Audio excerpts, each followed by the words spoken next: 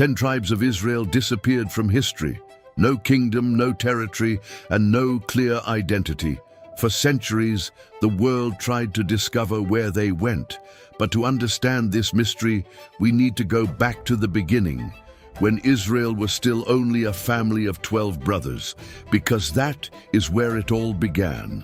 Thousands of years ago, a promise changed the destiny of the world. It was given to a man with no children, too old to dream, too unlikely to prevail. God called Abraham and declared that from him a great nation would be born.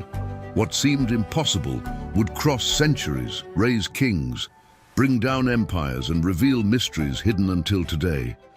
From that promise would come 12 names, 12 bloodlines, 12 tribes, and some of them would disappear almost without leaving a trace in history. Abraham walked without a map, guided only by an invisible voice. He left land, relatives, and security to follow into the unknown. Time passed, the years grew heavy, and Sarah remained barren. Everything seemed silent.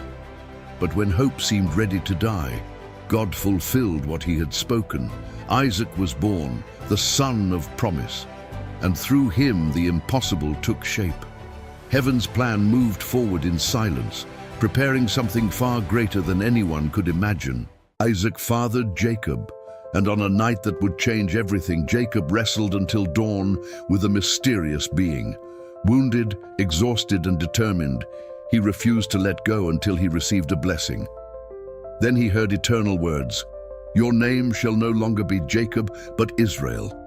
From that moment, more than a transformed man was born. An identity was born, a people, an entire nation hidden inside a single name marked by struggle and divine promise. Israel had 12 sons, born among love, rivalry, jealousy, and pain.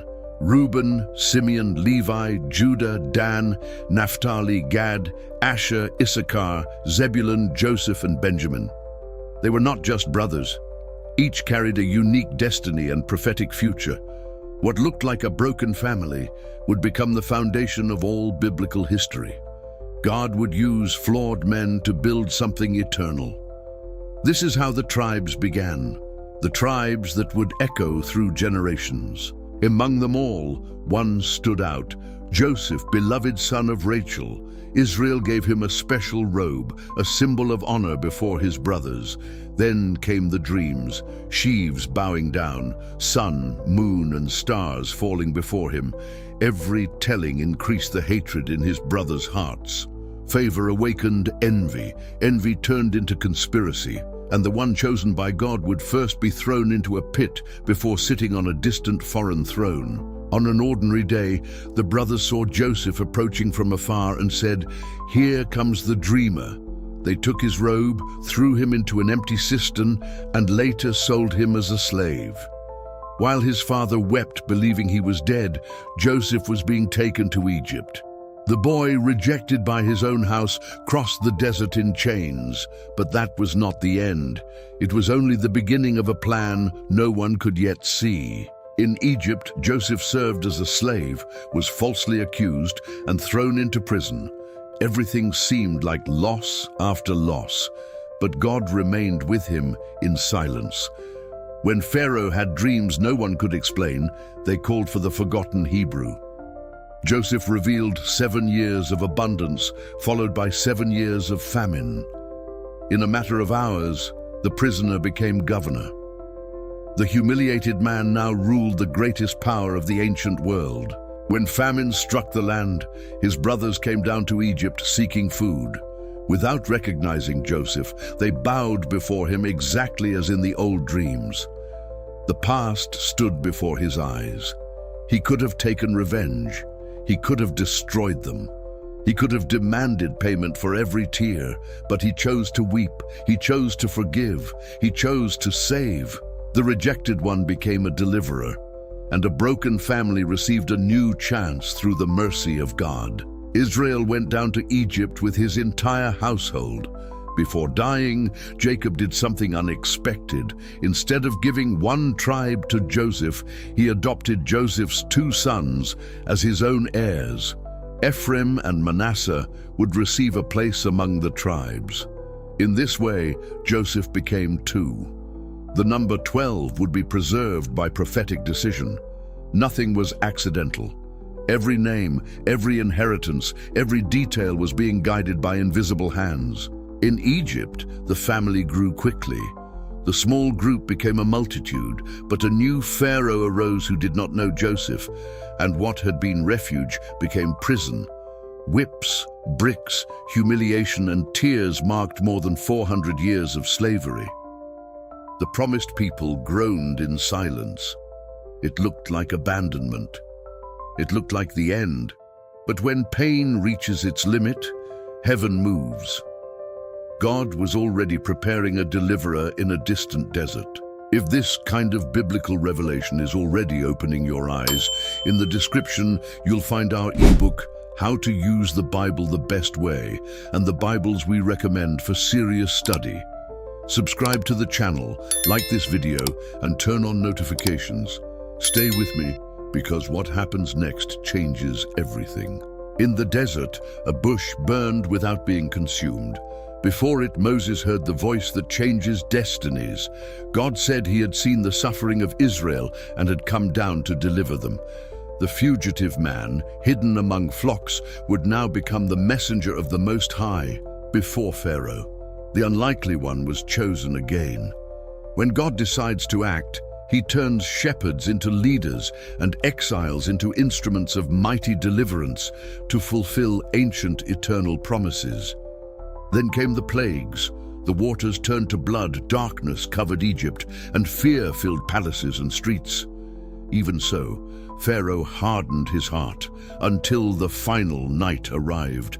A cry echoed through the land, and Israel left in haste, carrying with them the hope of centuries. But ahead was the sea, and behind them were armies. It looked like the final trap. When no human path exists, God opens impossible doors before his chosen ones. The sea opened like liquid walls. Israel crossed on dry ground, while the wind blew like judgment and miracle at the same time. When the Egyptians tried to follow, the waters returned and swallowed horses, chariots, and soldiers. On that day, a slave people was born as a free nation. Fear was conquered by faith. The impossible had happened before thousands of eyes, and the promise continued alive toward the land sworn to the ancient patriarchs. Up to this point, we have seen how the tribes of Israel were born and how the nation was formed. But now begins the part that has intrigued scholars, religious minds, and curious people for centuries. How did 10 tribes disappear from history? Who remained? And could some of them still exist scattered across the world today? After entering Canaan, the tribes received different territories. Judah grew strong in the south. Levi was set apart for the priesthood. Joseph was represented by Ephraim and Manasseh. Benjamin became known for courage in battle. Each tribe had its own role, territory, and identity within the nation. But unity did not last forever. After Solomon's death, Israel split into 2 kingdoms. In the south remained Judah and Benjamin, tied to Jerusalem. In the north were 10 tribes, forming the kingdom of Israel. From that moment on, brothers became rivals, and the political division would open the door to a historic disappearance. The northern kingdom prospered for a time, but it also fell into idolatry. Golden calves were raised, false altars appeared, and many rejected the prophets sent by God. Elijah, Elisha, Amos, and Hosea warned them again and again. But correction ignored often becomes unavoidable judgment. In 722 BC, Assyria invaded Samaria.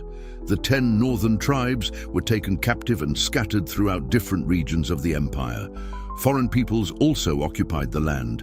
Families were separated, customs were mixed, and in human eyes, tribal identity began to disappear. That is why they became known as the lost tribes of Israel.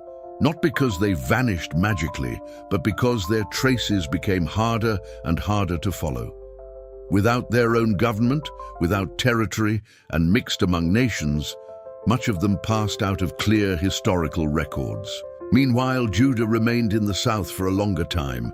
Jerusalem continued as the spiritual center, and from there came the royal line of David. That is why, when we speak of the Jewish people throughout history, the main connection comes through Judah, Benjamin, and part of Levi. But the 10 tribes remained wrapped in mystery. If this content is strengthening your faith and expanding your understanding, in the description is our ebook, How to Use the Bible the Best Way, and also the Bibles we recommend for serious study of the Word. Subscribe to the channel, like this video, and turn on notifications. Stay with me, because now we enter the theories that have intrigued the world until today. Throughout the centuries, many peoples claimed descent from these tribes. In Ethiopia, the Beta Israel community arose. In parts of Asia, some groups preserved traditions linked to Manasseh. In southern Africa, the Lemba people drew attention for customs similar to Hebrew practices. Not everything is proven, but the subject never died. Centuries later, Jesus appeared precisely in areas connected to ancient tribes, such as Zebulun and Naphtali in Galilee. He also spoke of the lost sheep of the house of Israel, an expression tied to a people in need of restoration. This shows that even when men forget, God still watches over promises that seem buried. In the New Testament, James writes to the 12 tribes scattered abroad. Tribal memory still existed.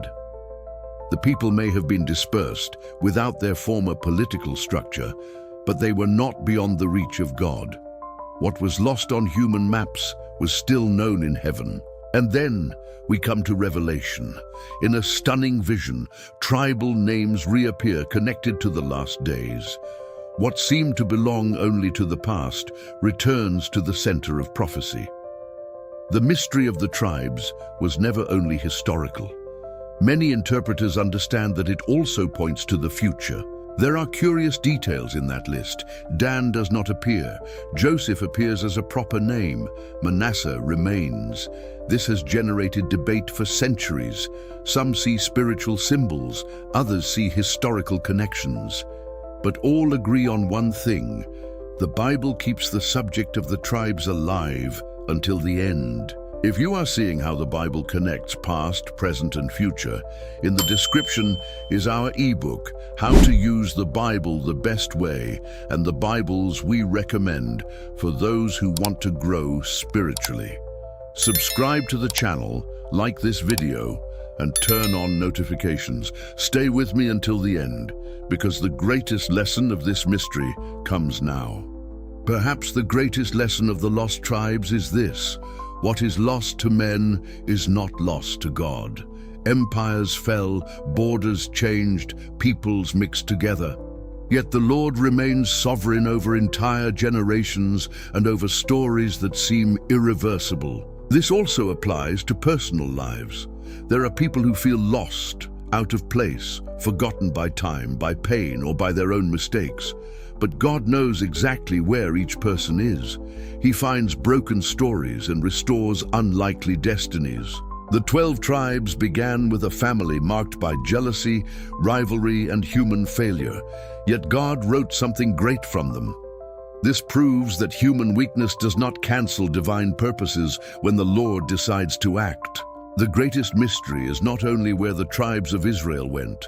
The greatest mystery is how God remains faithful despite human unfaithfulness. Men fail, nations fall, bloodlines are lost. But the promises of the Lord remain alive through time. If God guided the history of entire tribes through the centuries, He can also guard and restore what seems lost in your life. Heaven does not forget what it has declared. And when the right time comes, what seemed buried can live again. And that faithfulness was fully revealed in Jesus Christ. As He said in John 14:6, I am the way, the truth, and the life. If you want to draw near to God, return to His ways, or begin a new life, the way is Jesus. If this message spoke to you, write in the comments, I surrender or I return to Jesus, and stay with me. There is another video appearing on your screen right now.